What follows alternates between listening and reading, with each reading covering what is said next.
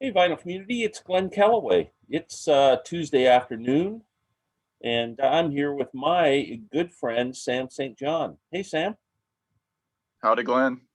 how's it going? I'm in prime position here to rank some songs. You're looking good, I gotta tell you.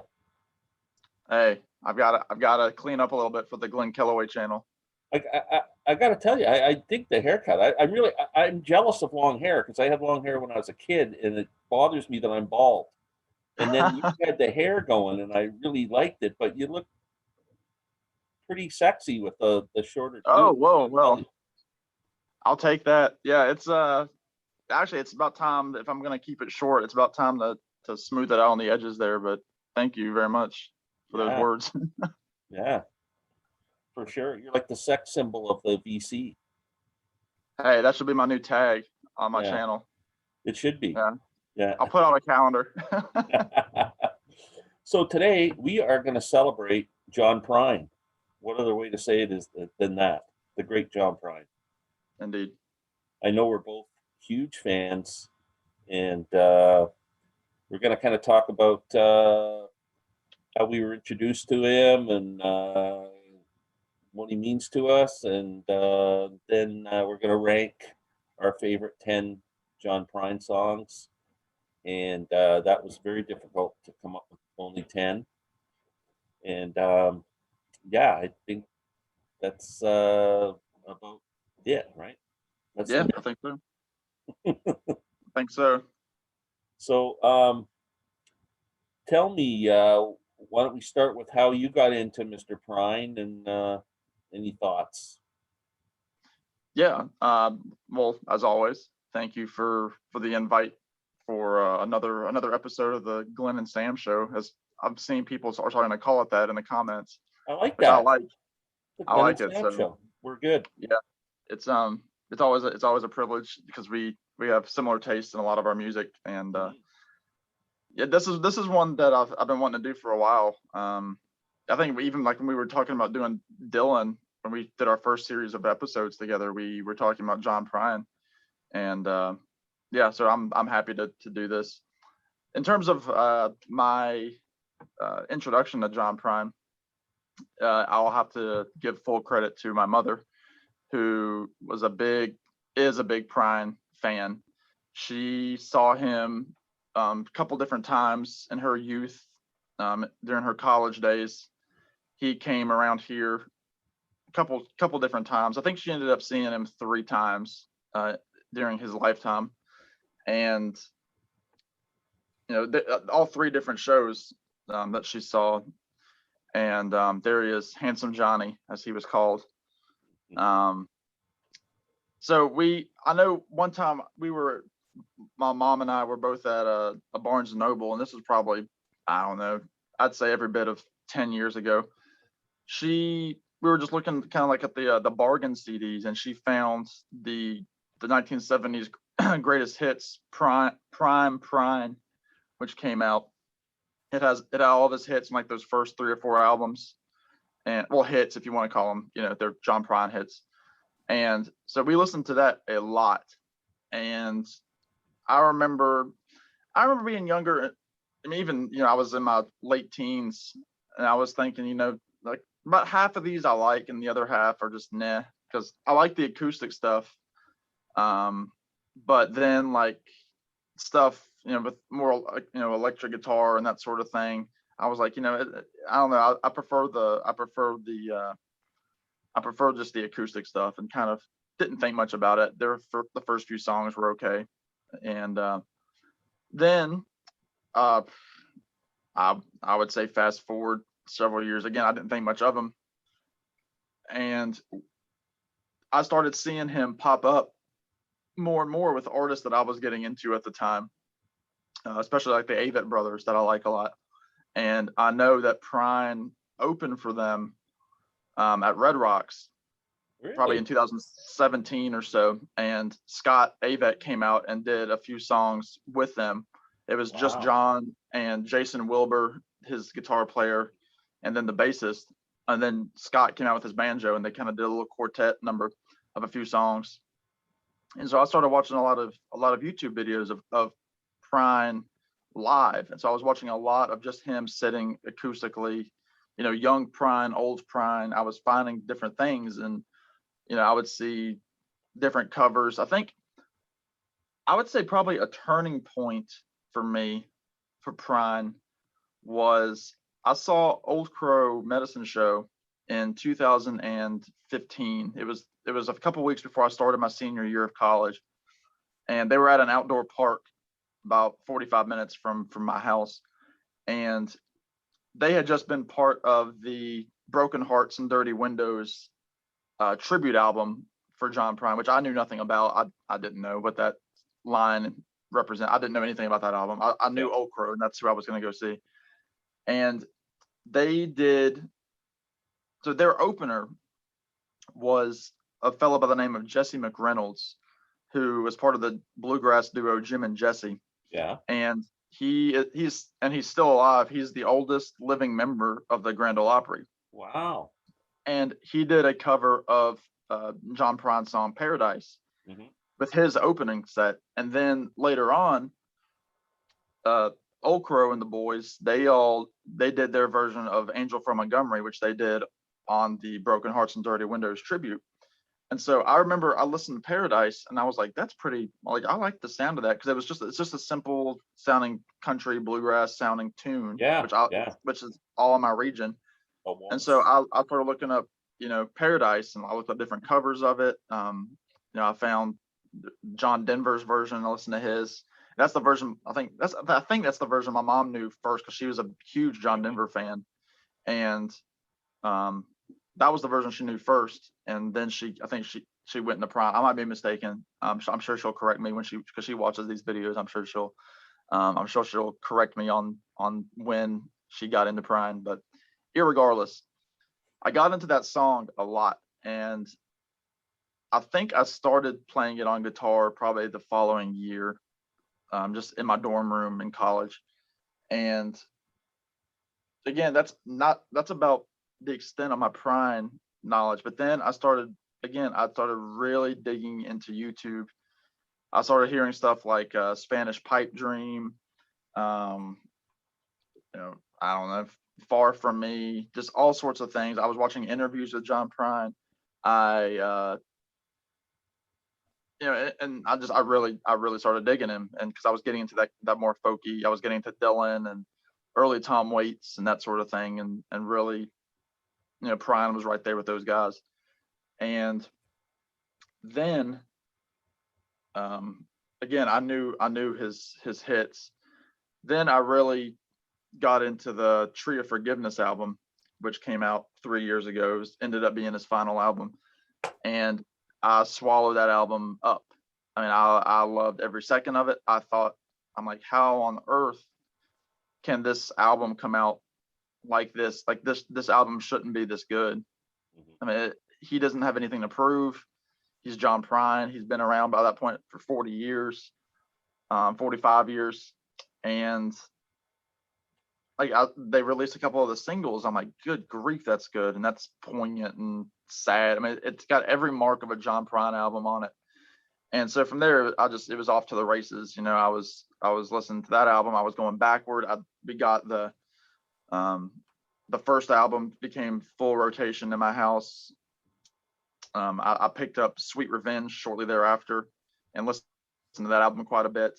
And then when I turned 25, in 2019. John Prine was still on his Tree of Forgiveness tour, and announced that he was coming to a venue near me. And for my birthday, that's what my parents got me for my 25th were tickets to John Prine. Wow. And nice. So he came in. It was November of 2019, and it was just my mom and I, because my dad, he's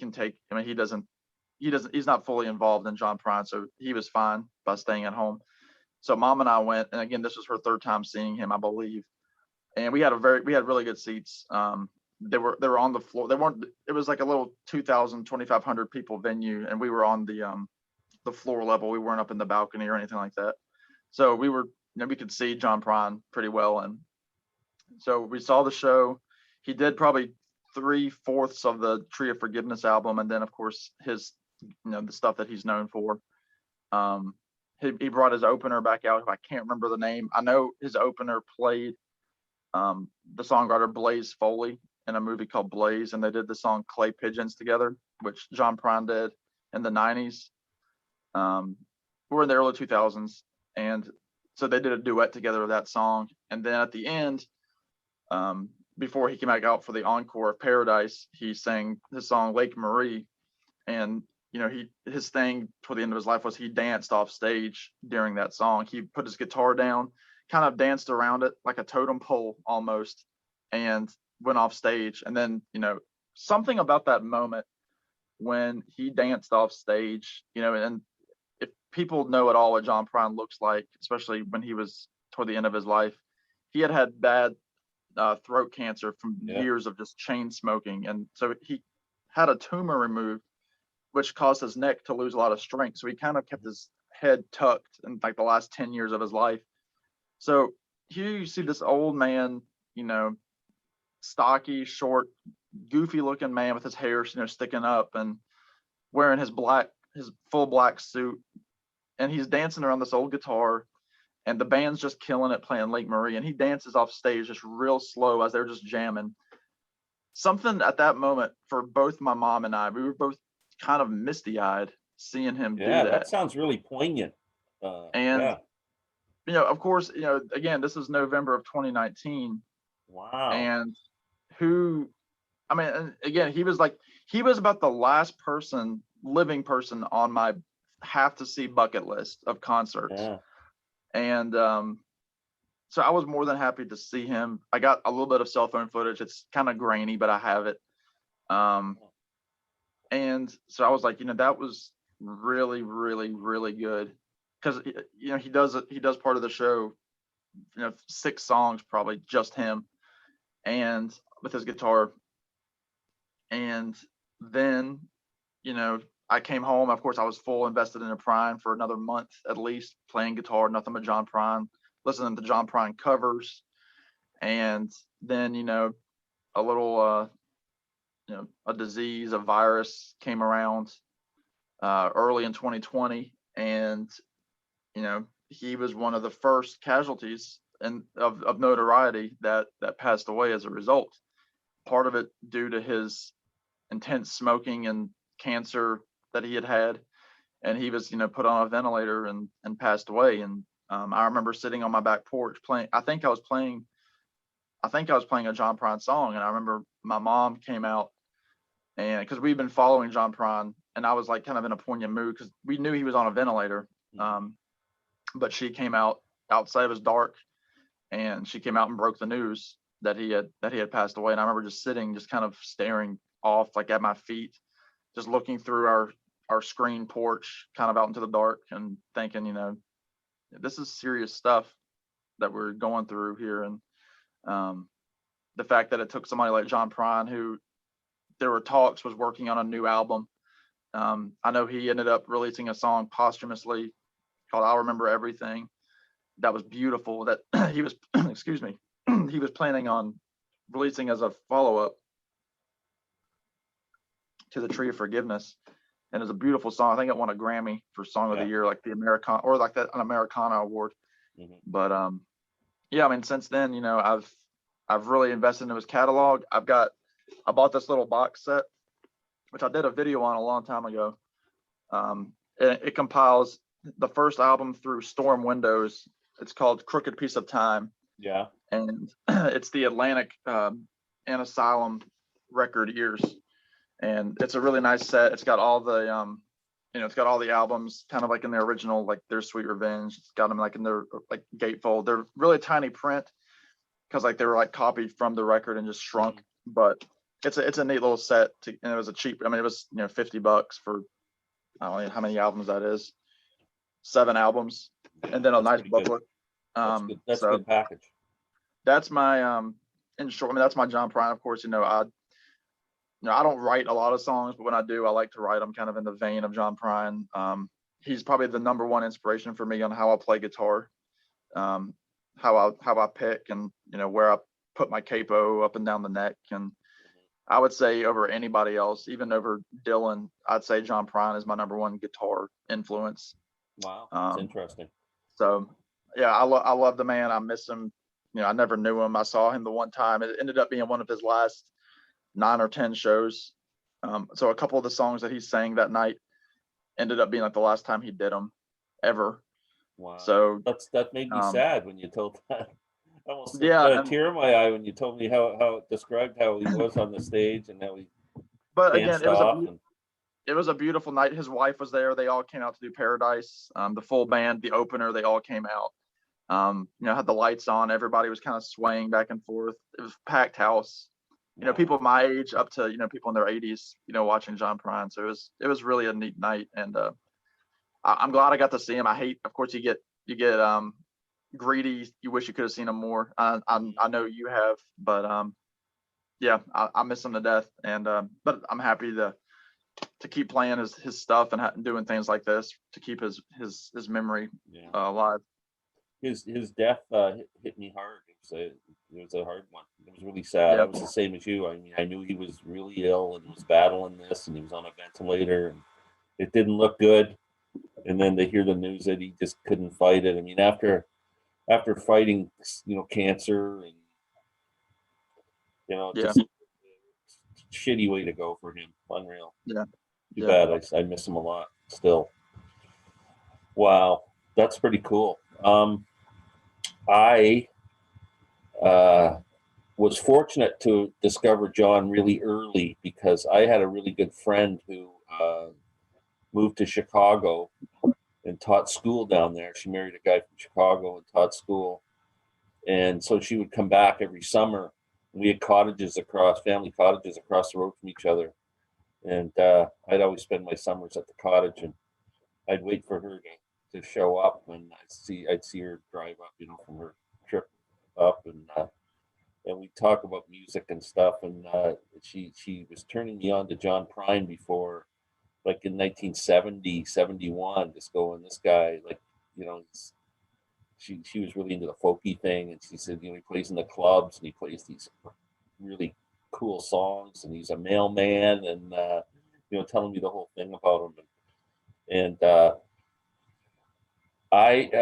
in Canada, there was a show. Ian Tyson from Ian and Sylvia had his own TV show. It started, and I actually looked up today to see when it started because I wasn't sure. It ran from 1970 to 1975, and it was a half-hour music show, right? And he would have special guests on every week, and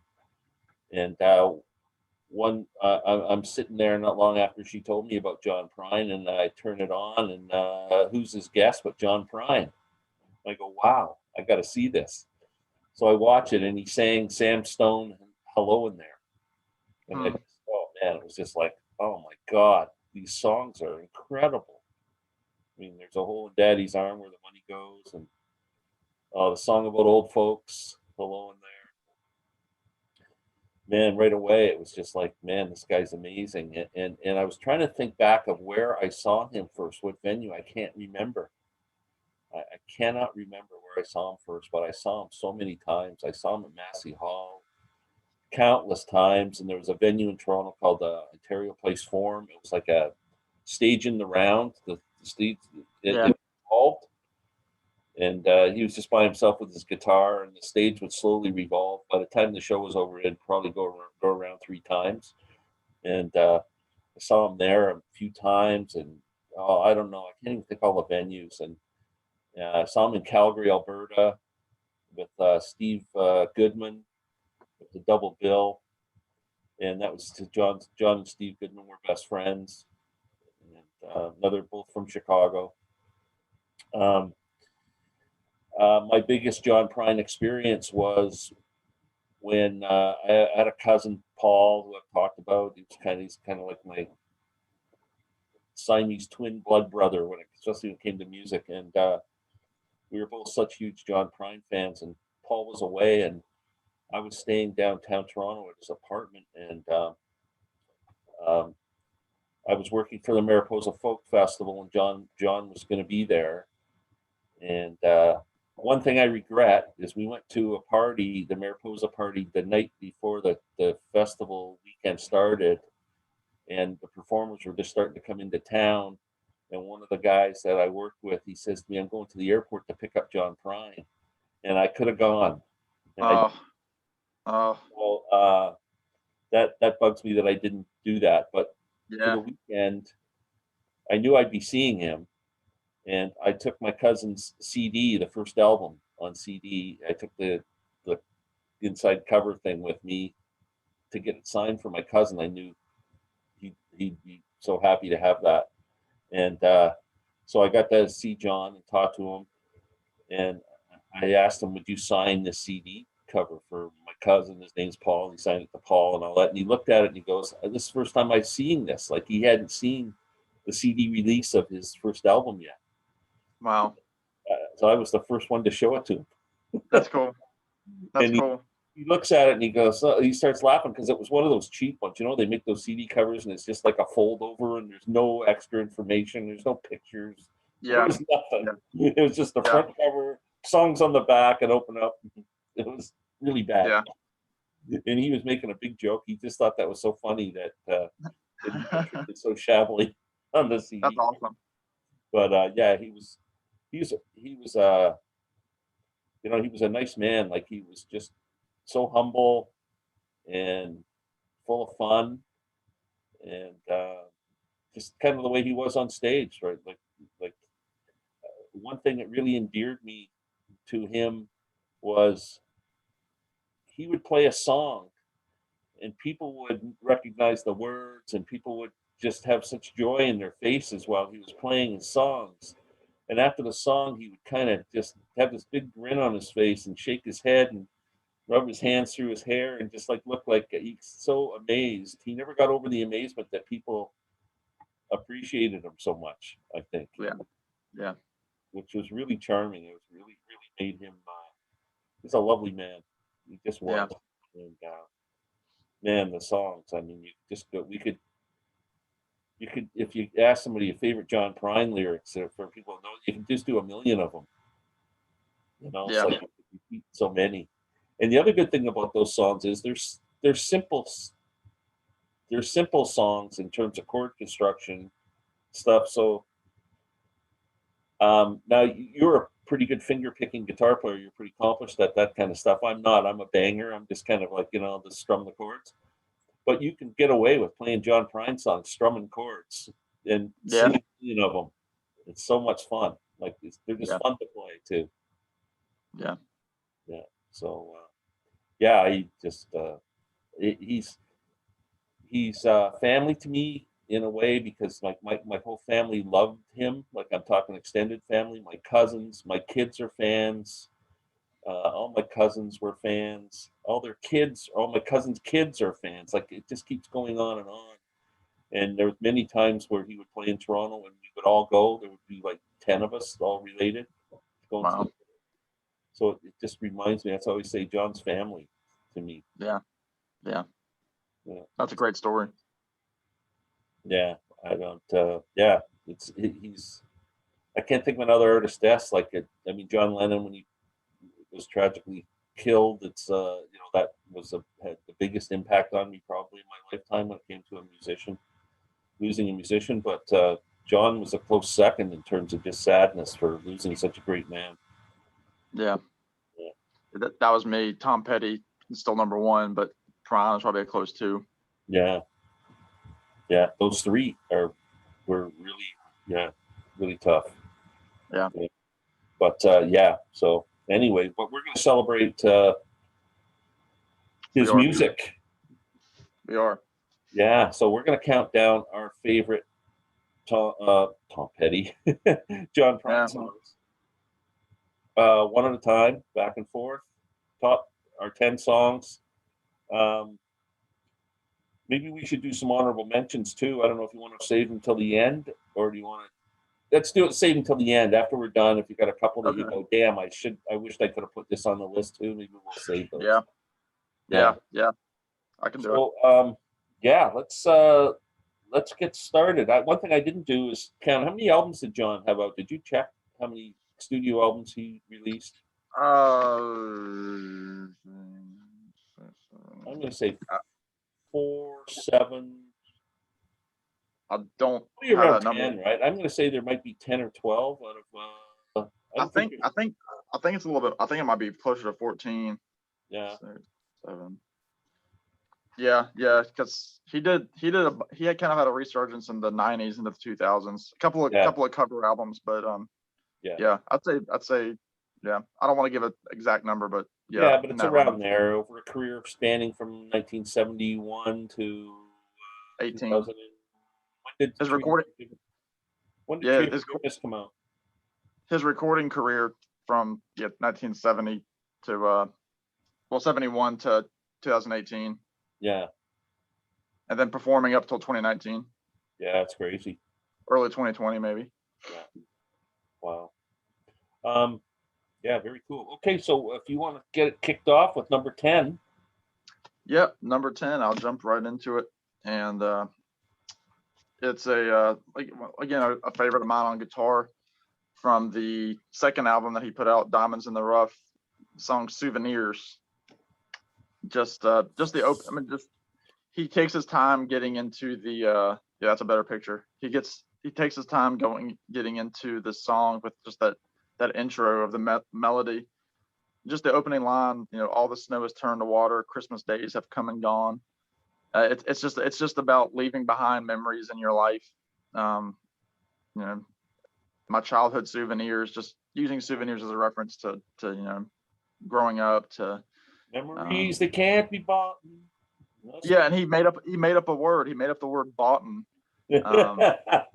which he always laughed about in interviews. But I mean, you don't think about it. I mean, it's kind of like obla-di, obla-da. You don't think about it Yeah.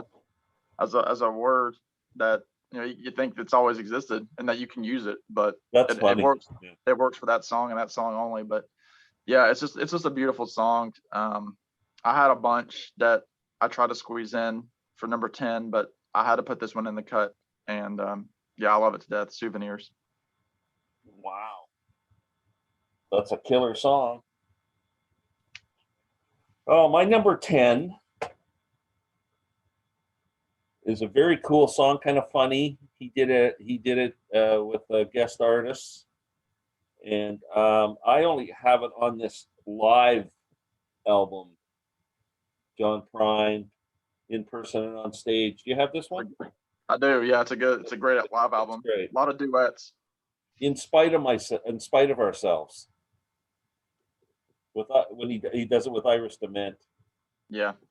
Oh man, I wish I had the lyrics in front of me here. So it's pretty quirky, but it's just really about an old couple just kind of that've been together forever, and he's my baby, she's never gonna let her go. It's a beautiful love song in a way, but Yeah. I love that. This is a great album if anybody's interested in some live Prine. It's got a few good duets on it with Iris Dement, and Sarah Watkins is on one. Who else? Emmylou Harris, Josh Ritter. Anyway, in spite of ourselves. Number 10. Well, I'll keep that train rolling because that's my number 9. Oh wow. Yeah. So yeah, it's one of those that I play on guitar I don't even sing it. I just play the melody on guitar all the time. Yeah, like you said, it's about an old couple that they're all they've got. Yeah. She don't like her eggs all runny. She thinks crossing her legs is funny. She looks down her nose at money. Swears like a sailor when she shaves her legs. Lines like that. Yeah. He wrote it for a movie. I know. He tells the story on that CD that he That's did a great story. with Billy Bob Thornton, and Andy Griffith is in it. And I think it was like a direct to video movie and never really went anywhere. But that song he tacked on, it was the second to last song on the album of the same name in 1999, which was essentially an all-female duet album of old country songs. Mm-hmm. And he has several with Iris Dement. He does Emmylou Harris, Connie Smith, Lucinda Williams is on a song. So he's got a bunch on there. That's the only original on that whole album. But it's made as a duet. I know when he does it live well, when he did it live with his openers. I know he did it once with Brandy Carlisle. I think with Amanda Shires. I think Sarah Watkins has done it with him too. Actually, I think he's done it with a man before. I think he did it with like Todd Snyder or somebody like that. Oh wow. So they were laughing all the way through it. So it's a beautiful song. I know on his website they sell, we'll be sitting on a rainbow with a rainbow on it. He sells shirts with that on it. And I know he released fairly recently like an updated music video to it with him old, but it's a great song. I mean, it's pure Prine. It's clever, but it's also heartwarming, which all of his songs really are. Absolutely. That's funny. His sense of humor shines through when he introduces that song, like you were talking about. He talks about being in the movie with Billy Bob Thornton, and Andy Griffith played their dad. Yeah. And then he says, "I guess that makes me Opie's Opie's brother, Opie's stepbrother." Yeah. Yeah. So cool. Oh, okay. That was your number 9. Wow. That's cool. We were that close. Yes. Oh, and by the way, I do have that record. I didn't show it because you had already talked about it, but here's the record. Okay, so my number 9 is off of Bruised Orange, which sadly I don't have. I have a lot of that on this compilation, which is a thank you. It's probably my favorite Prine album, and I don't own it. Wow, that's a shame. Yeah, I was going to buy that. There's a box set with the 3 albums because I got a lot of stuff on CD, but for some reason I don't know why I don't have that. Most of those songs are on this comp, the Rhino comp called Great Days. This is a pretty good comp. It's got like 40 songs on it. It's out of print, but great comp if you can find it. Yeah, so the first song on that album, Fish and Whistle.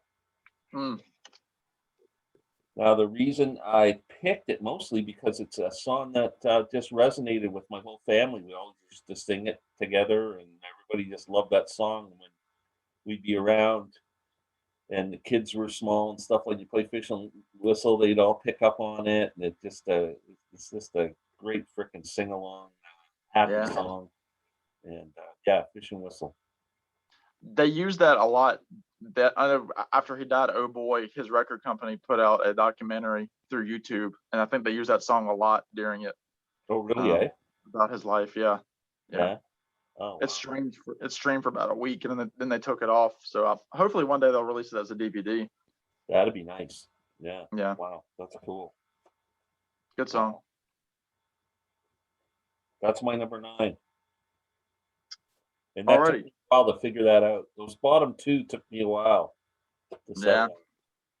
Yeah, and again, all these songs they can be reversed every which way for me. I mean, top 10 John Prine songs. It's just like here's 10 John Prine songs. Yeah.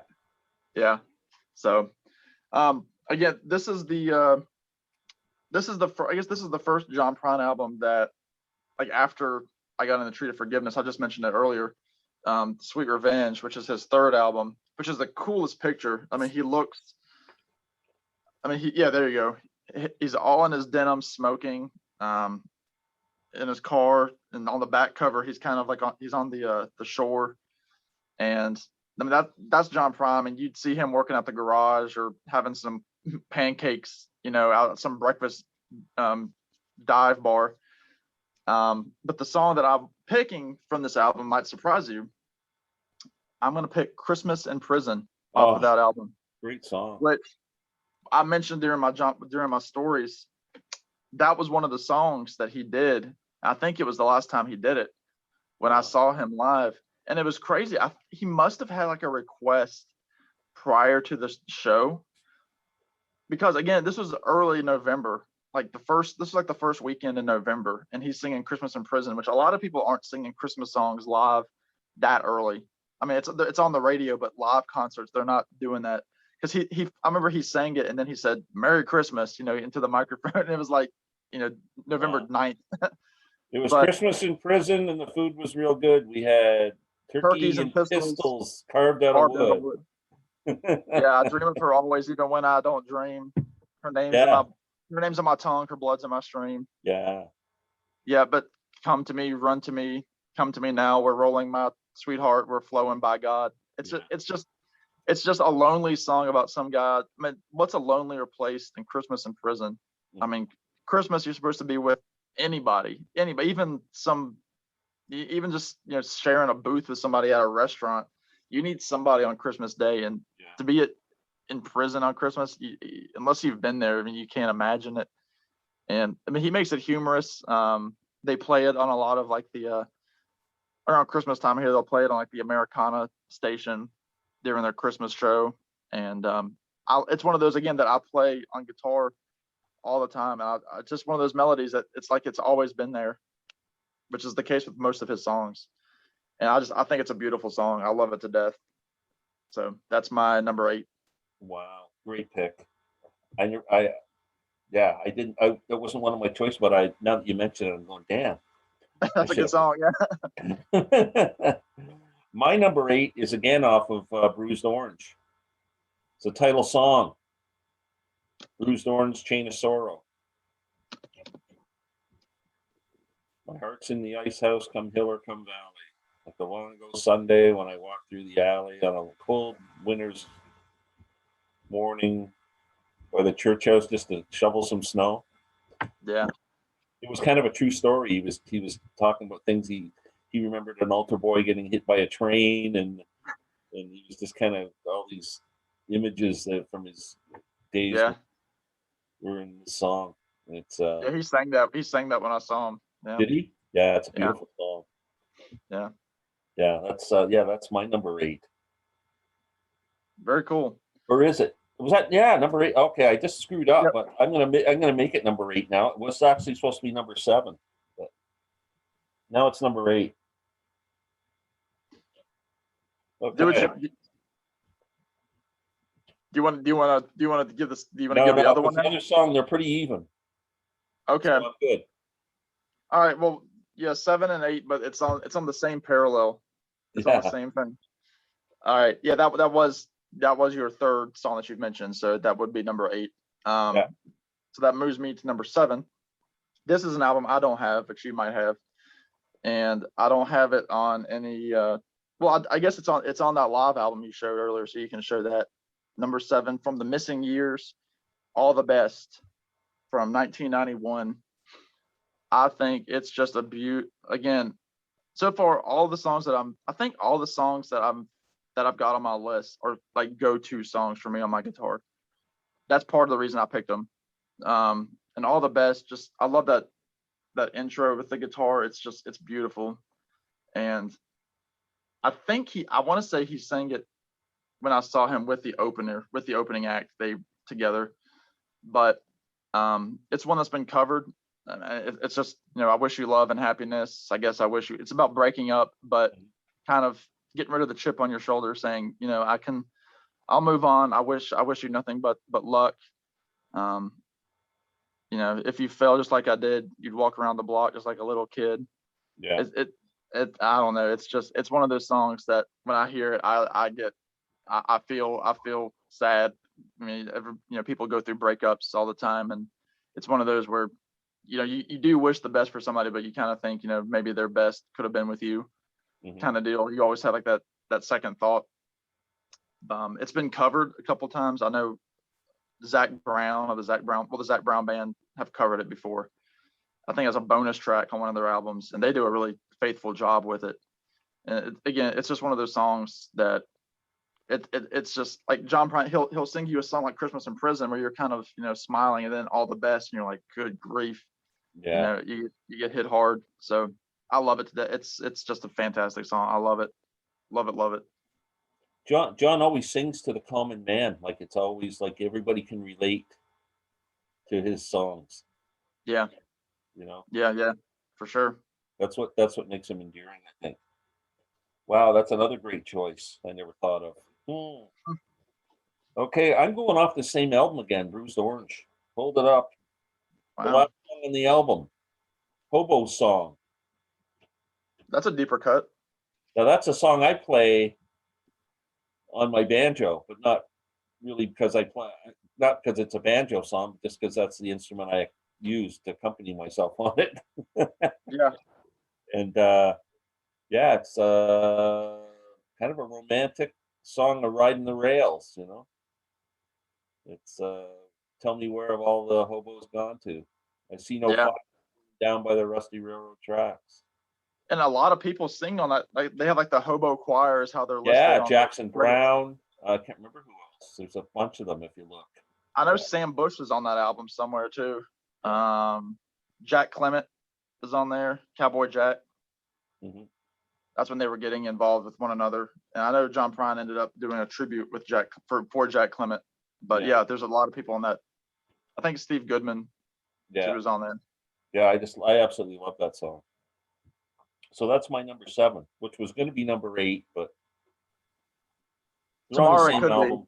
They're the Tomorrow it last. could be. One's the last song on side 1, and one's the last song on side 2. So That is cool. Yeah. It's a great closer too to cap Yeah. off that song. It's a Yeah. great album closer. Number 6, right? Yeah. So I guess for both of us, this is our first dip into the debut, the self-titled John Prine album, which, by the way, if you can't see the cover here, it's John Prine sitting on a hay bale, and he always tells a story about he never really seen a hay bale.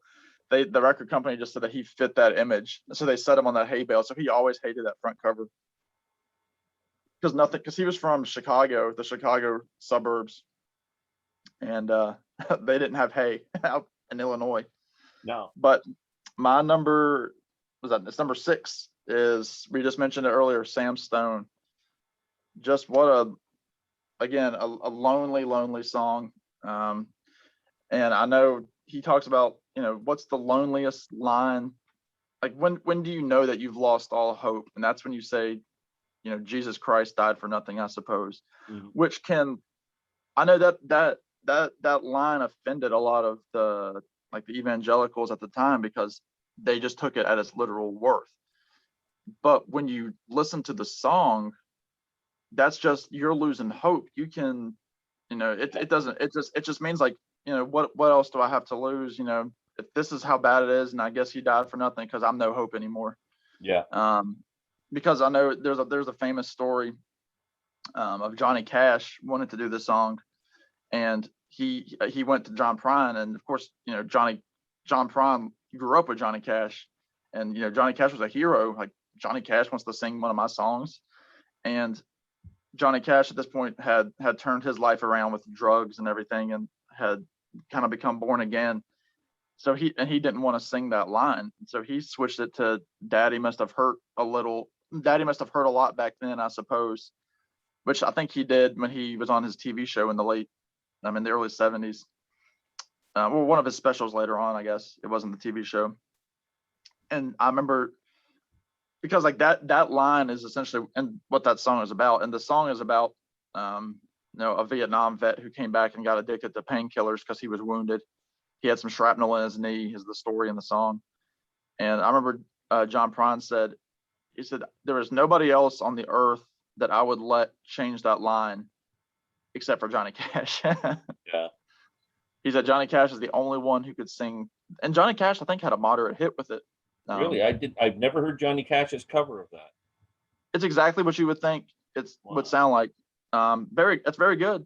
Just that one line. So it doesn't have as much of that twist, like that knife in your ribs kind of thing. But I mean, it's one of the first couple songs that he played when Chris Christopherson discovered him. It is. Yeah. Yeah. So again, a lot of days that's number 1, but in this case it's number 6. Wow. It's amazing song. Like, it's so powerful. The lyrics are so powerful. Like, your kids are running around wearing other people's clothes, and just everything is just sweet songs never last too long on broken radios, and little pictures have big ears, and Don't you stop can see and the count little the kid years. with the baseball hat and the big ears, and it's really Perfect song. That's the first song I heard him play on ever, when I watched him on that Ian Tyson show, and just went, wow. And you think about it, what was he? 63. He was 20. Let's see. He was born in 44, 45. So he was like 22, 23 years old when he wrote that song. Yeah. And he wrote it when he was a mailman. So Yeah.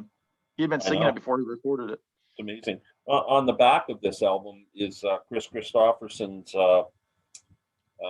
actually Liner notes. Yeah. recollections of meeting John and being invited by Steve Goodman down to the club to watch John play his songs, and they waited till the club closed, and John put a chair down off the table and brought out his guitar and says he sang about a dozen songs and he had to do a dozen more before it was over. Unlike anything I've heard before. Sam Stone, Donald and Lydia, the one about the old folks. 24 years old and writes like he's 220. Yeah. And, And he also mentioned it. He said it's probably like how it felt when somebody stumbled upon Dylan when he was a kid. Yeah. Yeah. Yeah. Wow. Amazing. That's a great pick. Okay, my number 6 is off the same album. First song, Illegal Smile. Song about smoking pot. And you don't want anybody to know. Yeah. Yeah. It's the pot smoker song. You can see me tonight with an illegal smile. Don't cost very much. It lasts a long while. Won't you please tell the man I didn't kill anyone? I'm just trying to have me some fun. Well done.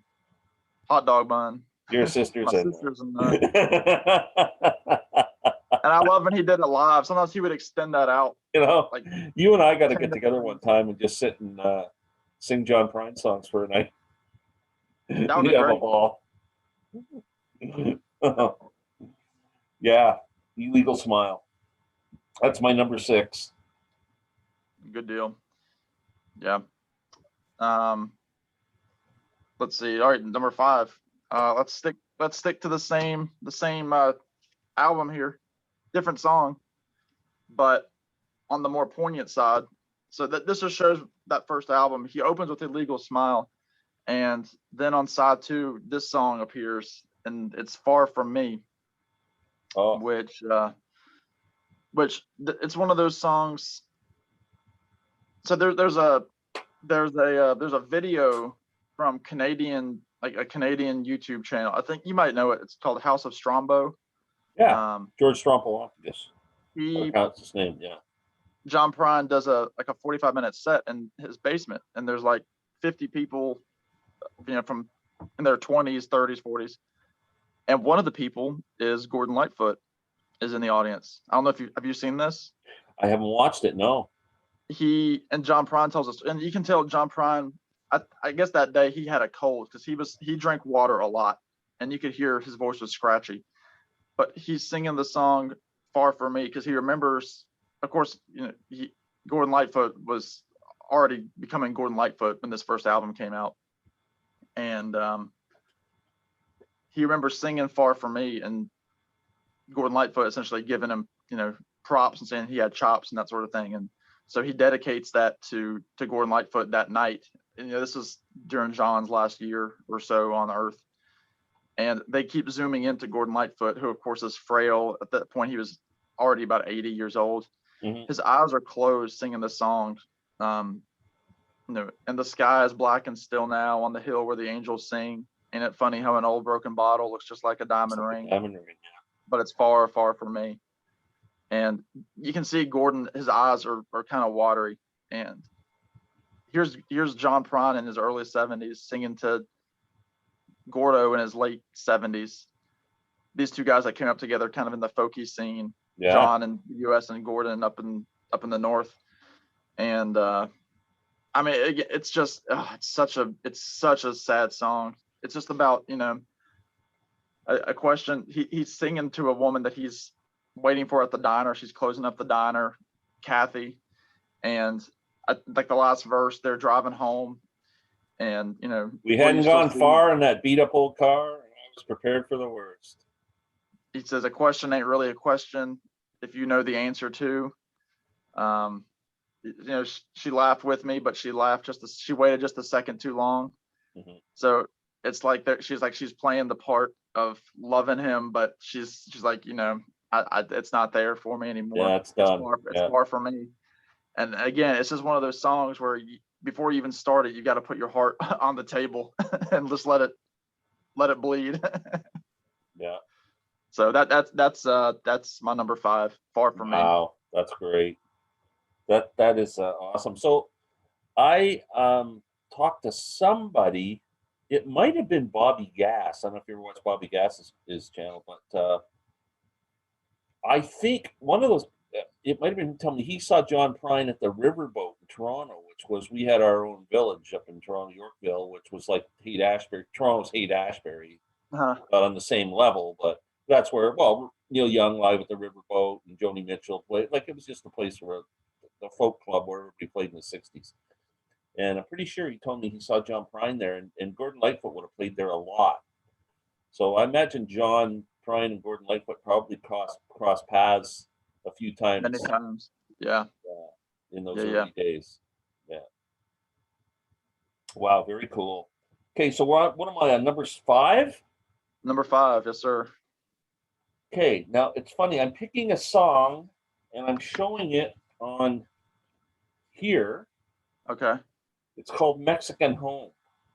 Okay, I know where you're going to go with this. Now, the version on the studio album is much different than the song became to John when he played it live.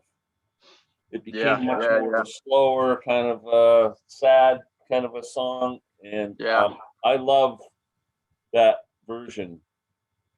Does he do that with? Is that with Josh Ritter on that live album? Yeah.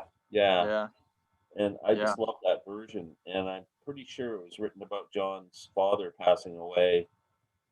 And he said, I think he says he spent the night outside on the porch, drinking and reminiscing about his dad. And I feel a storm all wet and warm, not 10 miles away, approaching my Mexican home. Yeah, beautiful song. I agree. I like that version better.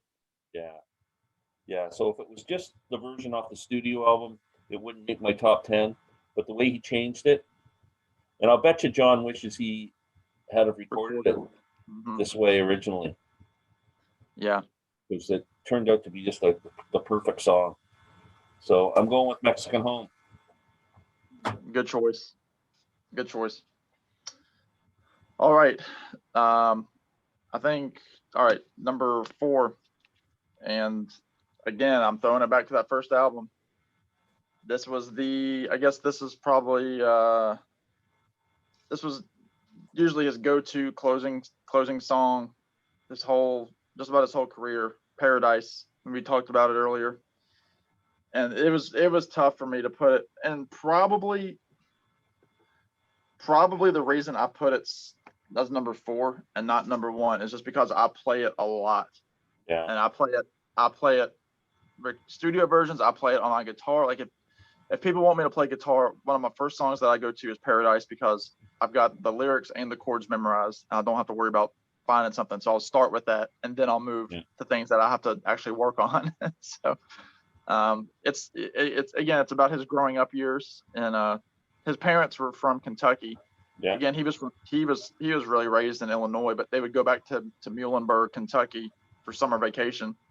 And it's just about the coal company stripping away the whole town and essentially taking away jobs from people in favor of like the natural gas at the time. And it's one of those great sing-along songs. And that's why he always closed with it. He could always get every musician ever up on stage. I know when he was at the Newport Festival a few years ago, that was the big finale. He brought everybody on stage that he had sung with, and again, covered by everybody in the country field. Even if they never recorded it, it's a good live song to do.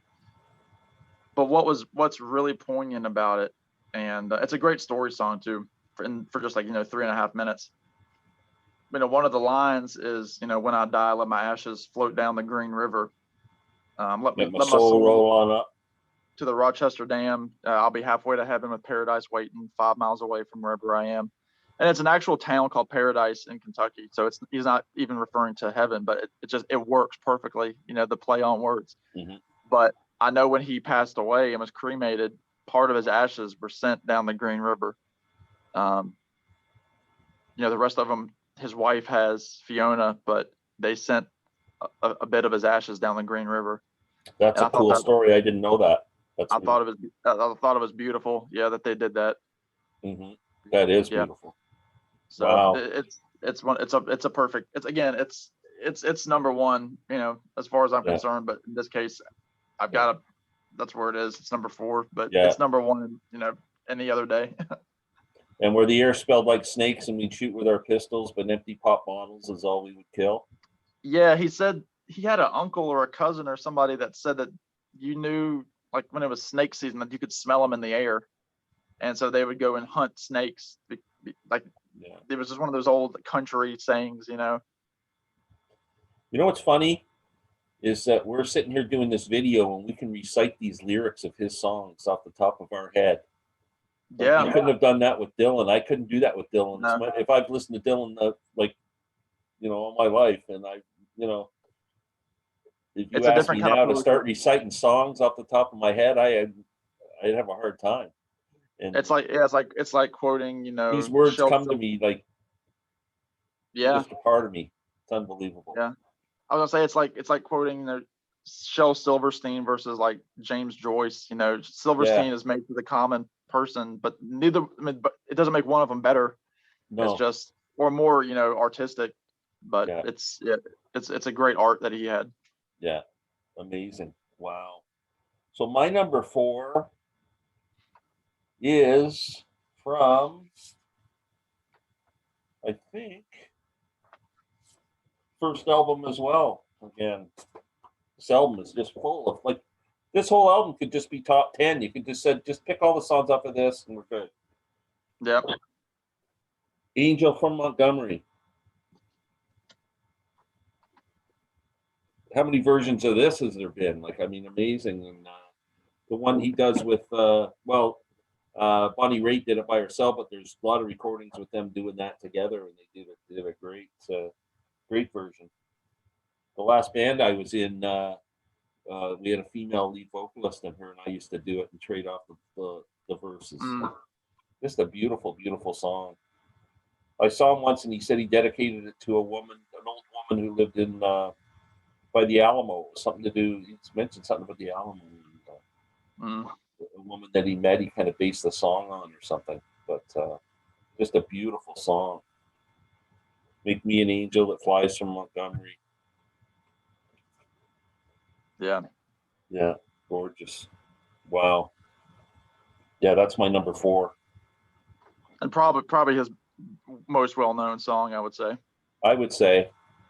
Yeah. Definitely probably the most successful based on like Bonnie Raitt covering it and others. Mm-hmm. But that moves us to the top 3, my friend. Wow.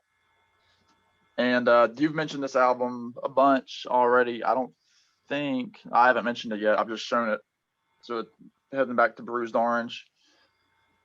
That's the way the world goes round. Oh. You're up one day, next you're down. It's half an inch of water. You think you're gonna drown. That's the way the world goes round. Yeah. Again, another go-to song. I don't even think it's 2 minutes long. I sing it. That's a sing-along, man. That's a sing-along. All the time. Of course, the big story. Somebody misheard him as saying instead of half an inch of water, half an enchilada. So people would always shout, sing the enchilada song, and so he knew what they were talking about. And, I never heard that. That's funny. Yeah, so I think there was some merchandise at one point that said "Happy Enchilada," and it's a happy enchilada, and you think you're gonna drown. So there's this really eerie video that Prine did, and he was on the Late Show with Stephen Colbert, and they did an internet only song. So John performed, and then they did a special for their YouTube page, and Stephen and John duetted on this album. On this song, and this is probably 2019. Again, Tree of Forgiveness had already come out, and Colbert says something along the lines like, I'd love to do a song with you. And he says, we'll put this up. He said, this will probably just be for online, but he said, if in the event that something terrible happens, we'll put it up. And so it was on YouTube. I remember watching it when it came out and loved it. Actually, I think that was the first time I really got into it, was seeing that version of it. And then they replay. So when John Prine died, Colbert showed it on his show in tribute. And so it was really eerie to hear him say, we'll put this up if something bad happens, if something terrible happens. And, he's putting it up, and we're at that point, we're in the middle of, or the early stages of COVID. And Prine had, passed away. So it was kind of like a foreshadowing, really eerie, but really a neat version, because you can see Colbert's watching him play and just smiling, because it's such a funny song. But again, poignant. I mean, it's 2 verses and a couple of choruses, and that's it. Mm-hmm. But I'll again, next week it could be number 1. Wow, that's very cool. That's another when a band I played with in the '80s. That was the best guys I've ever played with. We used to do that song too, because it's just an amazing song. Yeah, I love that. That whole album's great. That Bruised Orange album. Okay, my number 3. You've already mentioned it as your number 4. Paradise. What can you say? nothing. Been 3-4 time. I think anybody who likes John Prine and plays a guitar and then plays Paradise, like you said, it's your go-to song. And I've been playing it for 100 years too. And my daughter just got a banjo. She's always wanted to play the banjo because I play. And I always think about songs. And she was trying to play guitar for a while too, but she gave up because her fingers got too sore playing acoustic guitar. But the song I was trying to get her to play a waltz time to the Paradise chord. So I thought, I know she likes John Prine, she'll be able to get this, right? Yeah. So on the band, when she gets going on the banjo and I teach her 3 chords, she's going to be playing Paradise, hopefully. Yeah, not that it's a banjo song, but you can play along with it. Oh yeah. And just an amazing song. I think it's been covered by a lot of people. Actually, there's a few bluegrass bands that I think have covered it too, that have made it. Yeah, I think so. Yeah, and what can you say? We've already talked about the lyrics, and it's just incredible. It's a masterpiece. It's a simple masterpiece, is what it is. So that's my number 3. Number 3, well, that puts me in number 2, and I think I might surprise people with my top 2 here. Because I'm looking, going, what's he got left? You got something up your sleeve here. I think you are going to surprise us. My number 2, I don't have the album. It's from the Aimless Love album, which is a underrated gem. There's some great stuff on it. Slow Boat to China, Me, Myself, and I. It's all good stuff on there. Yeah. But the song on that album that gets me just about every time, there's some days I'll listen to it when I'm having like when I just want to feel down. And the song is Unwed Fathers. Yeah. Which it kind of it goes with the stereotype. The story, it's a story, again, a story song, is just about all the songs are about a young woman who gets pregnant. They're not married, and she is essentially shunned by society, from a southern town in Appalachia, as he says. And the man just goes on about his life, and she has to kind of live as essentially like in shame, like Scarlet Letter kind of deal. And the first few stanzas are in Appalachia, Greyhound Station. She sits there waiting, in the family way. Mm-hmm. And then she bows her head down, humming lullabies. Your daddy never meant to hurt you, never. He just don't live here, but you have his eyes. That's how it ends. And just about, you're a reminder of him, but you don't have to be him, the new baby. It's just a beautiful song. And he does it with I think he does it with Iris DeMent. if I'm not mistaken, on that live album, and they just do it beautifully. I've seen him do it with Sarah Watkins as well on YouTube. Again, just perfect John Prine. He can go from making you laugh, like That's the Way the World Goes Round, to then something like Unwed Fathers, which again is an unsung gem. And I think it was one of those that started becoming more popular. Like when that live album came out, you would see more and more people wanting to sing it with him. Mm-hmm. And yeah, I love it. I love It's it. also on this comp, actually. Okay, yeah. So that's my number 2, Unwed Fathers. Wow, that is a great song. Yeah, Aimless Love. You know, I was thought you were going to say "Let's Talk Dirty in Hawaiian." Isn't that on Aimless Love too? Yeah. No, is it? Now there's a song. If nobody's heard "Let's Talk Dirty in Hawaiian," you got to hear that. Yeah, I think it is. Wow, Unwed Fathers number 2. That was a curveball. Yeah, it's one of my it's always been one of my favorites. Great song. My number 2, one you've already mentioned. It was your number 6, I think. Sam Okay. Stone. Sam Stone was almost number 1 for me because, like I said, it's the first song I ever heard him play. It's a song that just went. Oh, I just sat back and went, "Oh my God, what a talent, what a writer!" It's just lyrically, it's just it's almost cinematic. They could make a movie out of Sam Stone. You could make the movie and almost have, but back in the day, Christopherson probably could have played Sam Stone. Yeah, you know, when he was an actor at that point. Yeah.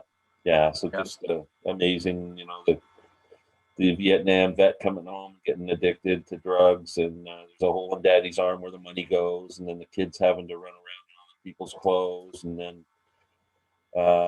he's sitting in a chair, and kind of that's getting near the end, and traded in for a flag draped casket on a local hero's hill, and just such a powerful song. So that's my number 2 is Sam Stone. Can't argue with it there. Like I said, it is my number 6, but it probably, if you were to break down probably his most well-written song, I would probably Sam Stone, I would say. Mm-hmm. This is his most well-written song. Yeah. Yeah, solid choice, number 2. Wow, here we go. Drum roll. You're number 1. Drum roll. Yeah, there you go. I was very hesitant to do this. Again, I had about 20 songs. I have no idea what you're gonna pick. I just like. Well, it's not one that either of us have mentioned. Well, of course that I haven't mentioned, but it's none that you've mentioned. And I think it was one of those. And again, when I heard him do this live, come back next week while we reveal Sam's number 1. Thanks for watching. I'll freeze right here. Yeah, you roll the credits. So he did this for me. He did this for us. For me, it felt like he did it for me. He did it live, and you said everything about John Prine right there. He did this for me. Yeah, he did. That said it all. So without further ado, it's a good Freudian slip. It was a good Freudian slip. From this album right here, "Boundless Love" is my number 1 John Prine song of this week. He wrote it. I think he wrote it for his wife Fiona, but again, one that I play on guitar all the time. I just played it not too long ago. One that I know all the lyrics to. Just the way that the whole song. Woke up this morning to a garbage truck. Looks like this old horseshoe's run out of luck. If I came home, would you let me in? Fry me some pork chops and forgive my sins. Again, just painting a scene there. I mean, why would he say fry me some pork chops? I mean, nobody else, that doesn't make any sense for anybody else. But he always talked about going to restaurants and like just the food that he I know he loved meatloaf and he loved pork chops. He always would talk about, oh, this diner serves the best meatloaf. This one serves the best pork chops. And I know it was co-written with Dan Auerbach of the Black Keys. But the chorus is, surround me with your boundless love, confound me with your boundless love. I was drowning in a sea, lost as I can be. When you found me in your boundless love. Yeah. But the very last time that he goes through the chorus, as he says, you surround me with your boundless love, you dumbfound me with your boundless love. When he throws in you dumbfound me, Yeah. that makes it for me. It's just a perfect love song. There's a line I know he talked about where he was writing the song, and again, this was his last album. He said, I didn't want it to sound different from anything that I've done before, so I had to add a John Prine lyric to it. And the lyric that he was referring to was, he said, sometimes my old heart is like a washing machine that bounces around till my soul comes clean. Yeah. But when I'm clean and I'm out to dry, I'm going to make you laugh until you cry. Again, it's just that whole album is just a perfect capstone to his career, even though it was cut short. And I mean, I know he was in his 70s, but his career was still cut short. So I was trying to put an old song as number one, but I was like, at this very moment in time, that song does it for me. And that's my number one. Wow, that's awesome. What a great story too. It's a beautiful song.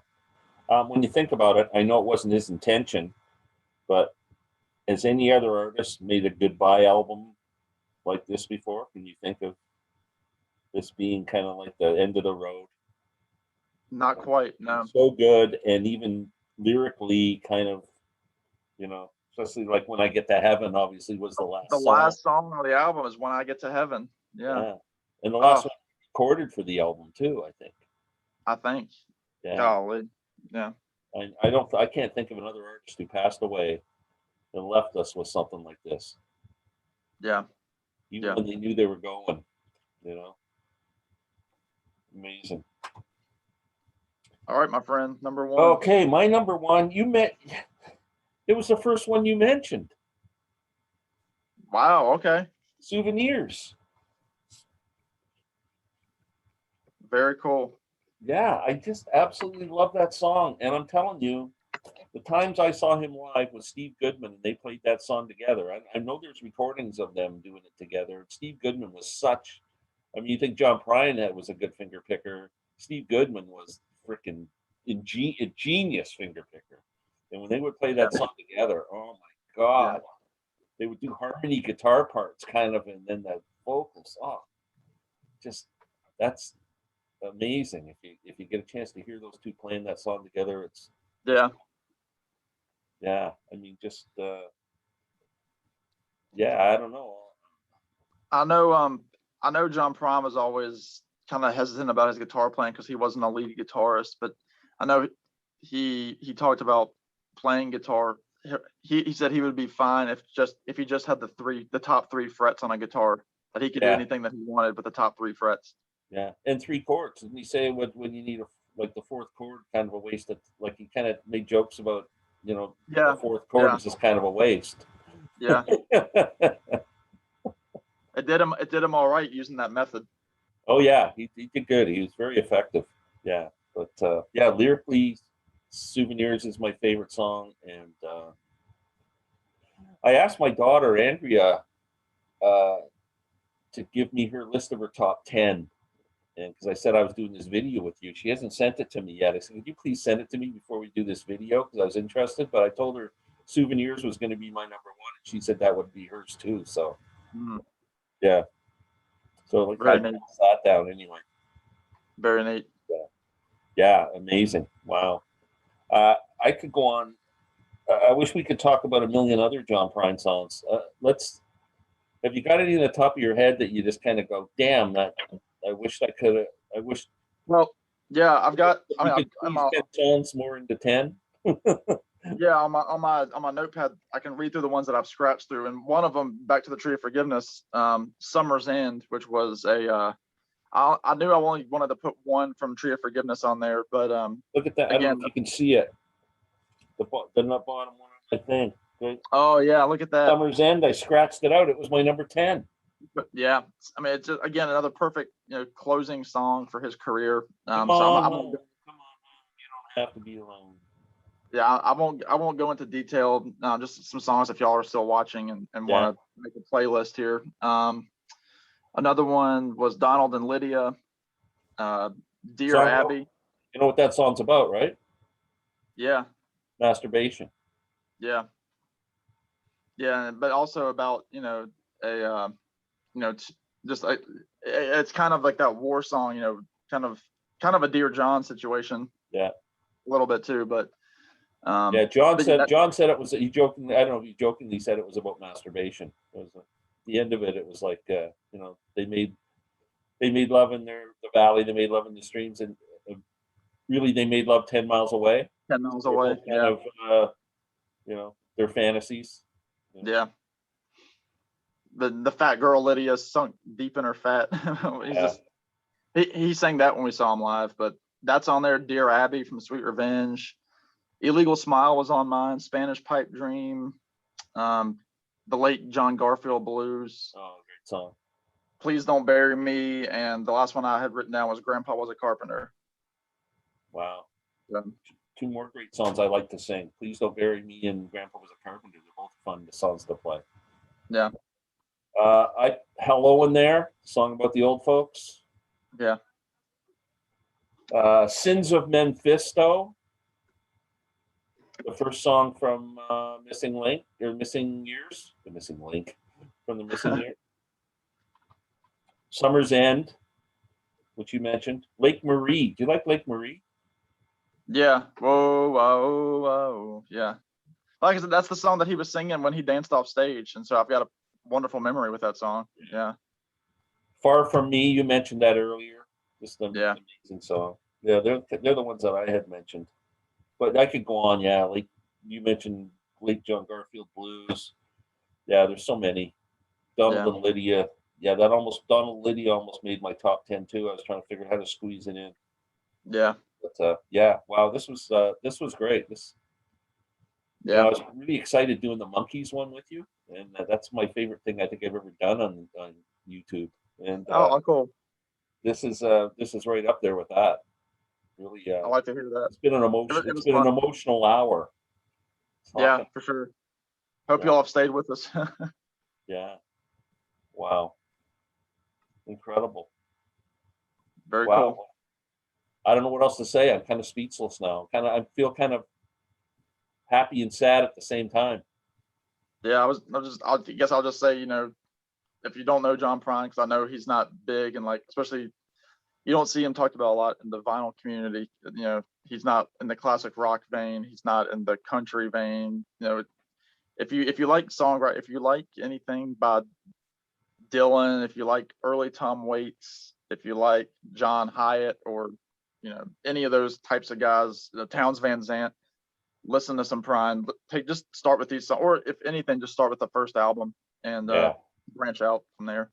Mm-hmm. Yeah. Or this is great. He redid all the songs so the first album to me is too country-ish. They added too much. I felt that was overproduced. Yeah, there are some amazing. Some points. They made it more country-ish, but he redid a lot of those songs on this comp. I don't know if you have this called Souvenirs. Souvenirs. I don't have it, but I know I've listened to a lot of those songs. But those versions. Really good. It's basically got all those kind of classic songs on it, and done more just with him rather than steel guitars. Production. Yeah. Whatever. Yeah, just check him out. You can't go wrong with his early stuff, and then you can dive deeper into his 70s and 80s output. Yeah, awesome. Well, thanks so much, Sam. Thank you, Mr. Kellaway. The Sam and Glenn show. I love that. The Sam and Glenn show. Yeah, we'll keep it rolling. That's it. That's what it's going to say when I put the video up. It's going to say the Sam and Glenn show. The viewers have spoken. That's what they want. Yes, they have. I love that. So thanks again, buddy. I appreciate it. We will definitely be back after we figure out what to do, where to go next. Yeah. And, I appreciate you doing this with me, Sam. Thanks again. Okay, everybody have a great day.